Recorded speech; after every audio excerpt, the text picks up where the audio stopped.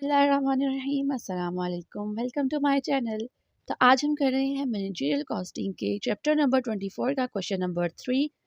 तो क्वेश्चन पढ़ना स्टार्ट करते हैं। Normal capacity of earth company is 18,000 units. उनकी कंपनी के नॉर्मल कैपेसिटी की यूनिट्स 18,000 हैं और उनकी सेल प्राइस है $2.50। आगे हमारे पास है वेरिएबल पर यूनिट और फिक्स पर यूनिट फिक्स के नहीं दिए हुए, लेकिन वेरिएबल हमें पर यूनिट में दिए हुए हैं। तो डायरेक्ट मटेरियल है $0.700, डायरेक्ट लेबर $0.800, फिक्स एफर्ट या फैक्ट्री ओवरहेड 0.150 है। उसके बाद नॉन मैन्युफैक्चरिंग कॉस्ट 0.025 और यहाँ पे हमारे हैं 3000 1290। अब हम पढ़ते हैं रिक्वायरमेंट के हमें क्वेश्चन में फाइंड क्या करना है। Break even point in dollars and in units and proof of the answer. आपने डॉलर्स में भी ब्रेक इवन पॉइंट को निकालना है, यूनिट्स में भी निकालना है और जो आंसर आएगा उसको प्रूफ भी करना है। पहले जो हमारे क्वेश्चन होते थे उसमें वो आपको यूनिट्स में निकालने के लिए नहीं कहता था, लेकिन ये फर्स्ट क्वेश्चन अगर आपने मेरी पहली वीडियोस देखी हैं तो उसमें उसने सिर्फ आपको यूनिट्स में कभी नहीं मांगा, लेकिन इस बार उसने फर्स्ट टाइम आपसे यूनिट्स में भी आंसर मांगा और साथ साथ प्रूफ भी मांगा है। सेकंड ऑप्शन है sales dollar required to product at profit 8,250। तो सबसे पहले हम अपनी रिक्वायरमेंट को स्टार्ट करते हैं सॉल्व करना। तो सबसे पहले हम अपनी सेल निकालते हैं। तो सेल के लिए उसने हमें कहा था कि कंपनी ने कितने हज़ार यूनिट्स बनाए, 18,000 यूनिट्स और एक ही पॉइंट के प्राइस के $2.50। तो अगर हम इन दोनों को मल्टीप्लाई करते हैं तो हमारे पास आंसर आता है 45,000। तो ये हमारे पास क्या आ गई है, सेल्स। ठीक है, आगे जो है अब हमने निकालनी है अपनी फिक्स्ड कॉस्ट।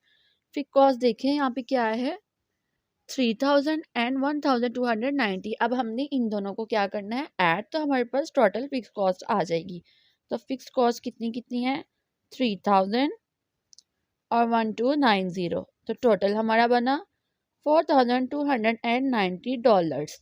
अब हमने अपनी सेल्स भी निकाली, फिक्स कॉस्ट भी निकाल ली, लेकिन हमने अभी तक अपनी वेरिएबल कॉस्ट नहीं निकाली। तो अब हम वेरिएबल कॉस्ट निकालना स्टार्ट करते हैं। तो वेरिएबल कॉस्ट निकालने के लिए हमने लिखना है direct material, direct labour, effort और नॉन मैन्युफैक्चरिंग कॉस्ट।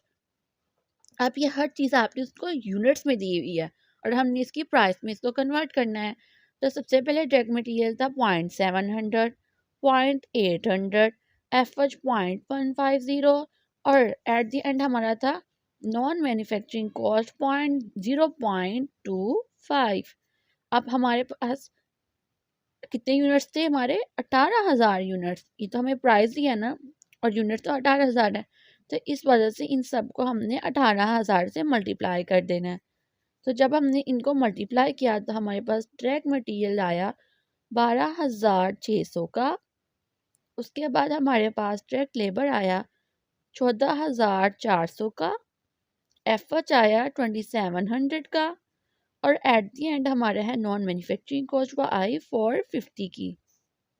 अब हमें वेरिएबल कॉस्ट अलग अलग तो नहीं ना हर चीज़ की लिखनी, हमें एक ही बार में लिखनी है।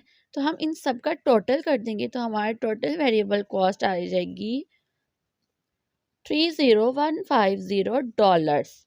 अब हमारी वेरिएबल कॉस्ट भी आ गई। तो अब हम आगे अपने क्वेश्चन को स्टार्ट करते हैं सॉल्व करना। अब हमारे पास हर चीज़ अवेलेबल है जो हमारे फॉर्मूलास में लगानी है। सबसे पहले क्वेश्चन में उसने आपसे ब्रेक इवन पॉइंट पूछा है, तो ब्रेक इवन पॉइंट को सॉल्व कर लेते हैं। फिक्स कॉस्ट हमें और divide by 1 minus variable cost divided by sales, या फिर आप पहले कंट्रीब्यूशन मार्जिन रेशो फाइंड कर ले और जो उसका आंसर है उससे फिक्स कॉस्ट को डिवाइड कर दे, लेकिन मैंने इकट्ठा ही इसको लिख दिया है।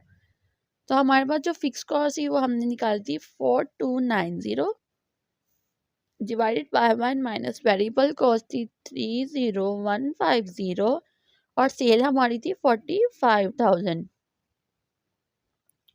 जब हमने इस पोर्शन को सॉल्व किया तो हमारे पास आया 4290 डिवाइडेड बाय 0.33।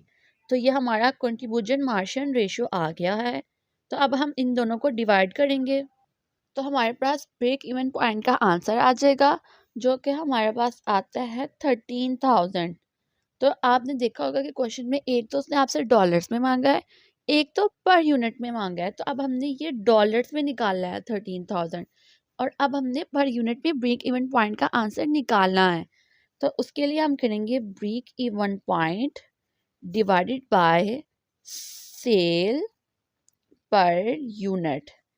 हमारी सेल पर यूनिट क्या थी? सबसे पहले तो ब्रेक इवन पॉइंट का आंसर लिखे, वो आया $13,000, और डिवाइड सेल पर यूनिट हमारी थी 2.50। तो जब हमने इन दोनों को डिवाइड किया तो हमारे पास आए 5200 यूनिट्स। ठीक है, तो अब हमने यूनिट्स में भी निकाल लिया है। अब हमने अपनी रिक्वायरमेंट बी को सॉल्व करना है, जो थी sales dollar required to produce a profit of $8,250। B requirement, अब हमने सेल्स फाइंड करनी है। तो उसका फॉर्मूला था fix cost plus profit divided by contribution margin ratio.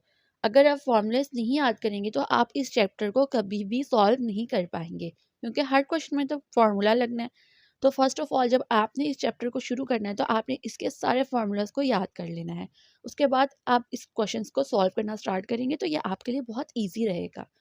तो अब हमारे पास फिक्स कॉस्ट कितनी थी? 4290। प्रॉफिट तो उसने आपको खुद बताया क्वेश्चन में कि हमारा होगा 8250, और डिवाइडेड हमने किससे करना है? कंट्रीब्यूशन मार्जिन रेशियो से, जो कि हमने अभी निकाली है 0.33। तो 0.33 से आपने इसको डिवाइड करना है, तो आपके पास सेल्स जो है वो आएगी $38,000। तो ये था हमारा आज का क्वेश्चन। होप सो आपको ये समझ आया होगा।